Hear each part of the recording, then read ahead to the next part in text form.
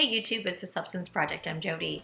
So the United States Department of Agriculture and the Department of Health and Human Services are teaming up, as they do every 5 years, to revise dietary guidelines. Now, this is really not something that everyone sits around and waits for. When's the new pyramid coming out? But these guidelines have ripple effects on many industries, and it ultimately affects the food that ends up on our plate at restaurants and cafeterias, and the food that we purchase in grocery stores. Now, it's widely believed these new dietary guidelines will drop a long-standing limit on total fat consumption, which has been one of the last holdovers of the low-fat craze of the 1980s.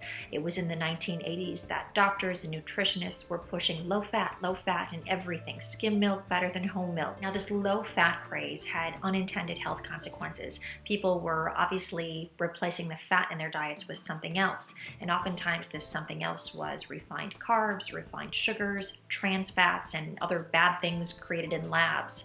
And what new research suggests is that full fat is actually far better for your body than low fat. Now, you're probably saying, wait a second, doesn't fat make you fat? Well, it is true that fat has more calories per gram, but it's incorrect to assume that all calories are created equal. Every food that we eat impacts our cells, our organs very differently. And what new research suggests is that saturated fats are very healthy for our bodies. In fact, they offer some protective qualities. I share all of this with you not because I think we should all sit around and wait for the new dietary guidelines to come out, but it's a good reminder for us to take charge of our health and find out some new information whenever we can about what's healthy and what's not.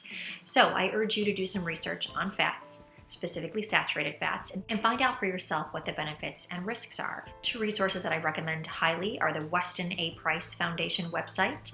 They have an amazing wealth of information.